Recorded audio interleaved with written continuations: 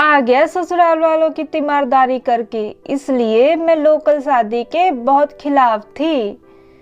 आए दिन बहू अपने मायके जाती है और साथ साथ में तुम्हें भी पीछे पीछे घुमाती रहती है।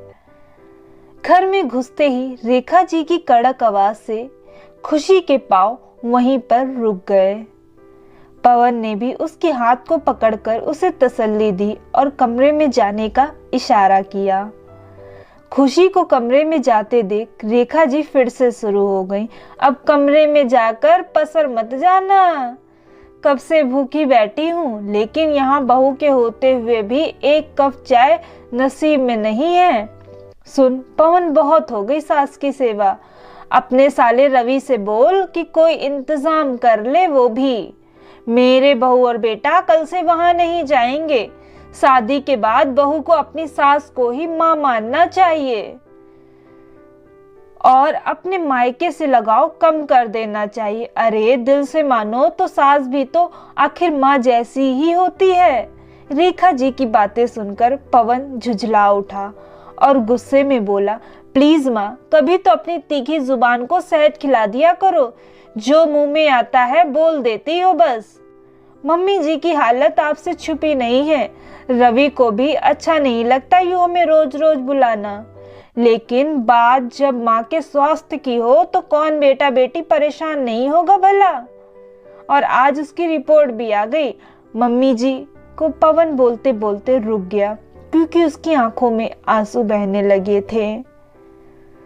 अपने आंसुओं को रोककर पवन रेखा जी से बोला, अभी आपने कहा कि सास भी तो माँ जैसी ही होती है आखिर, तो यह सिर्फ बहू के लिए क्यों? क्या दामाद के लिए सास माँ जैसी नहीं हो सकती भला? बहू सास की सेवा करे तो फर्ज और दामाद करे तो उसे एहसान का नाम दिया जाता है। अब मैंने ऐसी कौन सी अनोखी बात कह दी जो तू इतना लेक्चर दे रहा है मुझे? न जाने कौन सा जादू किया है बहू की माँ ने जो अब मेरा बेटा भी मेरा ना रहा। रेखा जी चिढ़कर बोली, वो बेचारी क्या किसी पर जादू करेंगी जब उनकी जिंदगी के कुछ दिन ही बचे हुए हैं। डॉक्टर ने कैंसर बताया है, वो भी लास्ट स्टेज। पवन इतना बताकर निढाल हो गया। यह खबर सुनते ही रेखा जी के हाथ पैर भी शून्य हो गए और वो शांत होकर पवन की ओर देखने लगी और सोचने लगी कि उनकी सोच को क्या हो गया है आखिर। जिस बहू के आने का उन्होंने बेसब्री से इंतजार किया और खुद से एक वादा किया कि उसे बेटी बना कर रखेंगी, आज वह उसी के दर्द को समझ नहीं पाई। तभी उनके मोबाइल पर उनकी बेटी प्रिया का फोन आया। मम्मी, आ गई तुम्हारी लाडली बहू।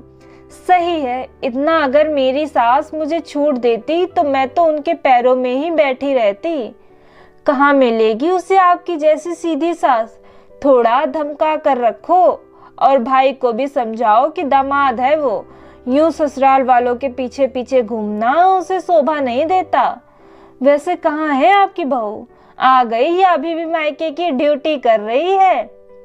जब मधु बहू बनकर आई थी तो उसने रेखा जी का दिल अपने व्यवहार से जीत लिया था। रेखा जी की हर बात मधु से शुरू होती और मधु पर ही खत्म।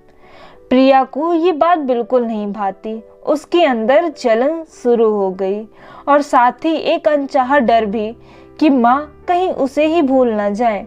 इसलिए वो जब भी मौका पाती तब अपनी माँ को मधु के खिलाफ करने की कोशिश करने लगती। उसकी यह कोशिश असर दिखाने भी लगी जब मधु आए दिन अपनी माँ के पास पवन के साथ जाने लगी। रेखा जी परेशान ना हो जाए इसलिए उन्हें पवन ने कुछ नहीं बताया। रोज रोज और कभी भी बहू के अचानक मायके जाने से रेखा जी भी चिढ़ने लगी और वही चिढ़ उनकी जुबान पर आने लगी थी। बहू की मायके की बात सुन रेखा जी को होश आया और उन्होंने प्रिया से बाद में बात करूंगी कहकर फोन रख दिया। बहू के मन की हालत सोचकर वह दहल गई। सास है तो क्या, सीने में माँ का दिल भी तो था आखिर। फिर उन्हें जैसे कुछ याद आया और वो लगभग दौड़ते हुए मधु के पास गई। मधु मुंह पर हाथ रखकर सुबक रही थी। उसकी हालत देख रेखा जी को अपनी सोच पर ही घिन आने लगी। उन्होंने बहू को गले से लगा लिया और प्यार से उसकी पीठ सहलाने लगी। मधु भी माँ का दामन पाकर जोर जोर से रोने लगी। आग लगे मेरी जुबान को, न जाने क्या क्या नाप शनाप बोल दिया। माफ कर दे बहू, माना कि मैं थोड़ी सी मुंहफट हूँ, लेकिन इतनी भी पत्थर दिल और बेरहम नहीं। रेखा जी पश्चाताप से रोने लगी। अब से तुम यहाँ से निश्चिंत हो जाओ। तुम सिर्फ अपनी माँ की देखभाल करो, बाकी यहाँ सब मैं खुद संभाल लूंगी। तुम उनके साथ समय बिताओ और मैं भी जहाँ तक होगा उन्हें खुश रखने की कोशिश करूंगी। रेखा जी के फोन पर फिर से प्रिया का फोन आ रहा था। रेखा जी ने फोन उठाया और बोली, प्रिया सुधर जा, अभी भी वक्त है। तुम्हारी वजह से मैंने मधु बहू को क्या कुछ नहीं कह दिया। सीख उससे कि ससुराल के साथ मायके के रिश्ते को कैसे प्यार से सहेजते हैं।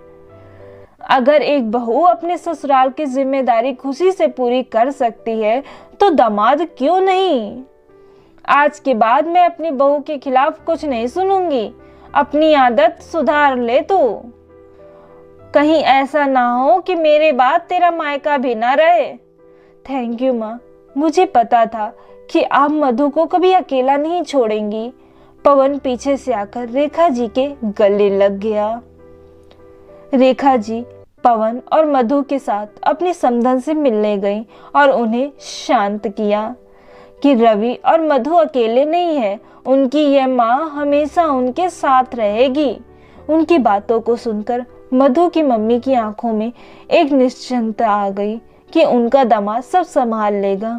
ऐसा क्यों होता है कि बहू से उम्मीद की जाती है कि वो अपने ससुराल में सभी फर्ज निभाए, लेकिन वही बात अगर दामाद की आती है तो सबका नजरिया बदल जाता है। क्या दामाद अपने सास ससुर को अपने माता पिता मानकर उनकी सेवा नहीं कर सकता है? अगर आप लोगों को हमारी ये वीडियो अच्छी लगी हो तो इस वीडियो को लाइक करिएगा, शेयर करिएगा, हमारे चैनल को सब्सक्राइब करना मत भूलिएगा। Thanks for watching.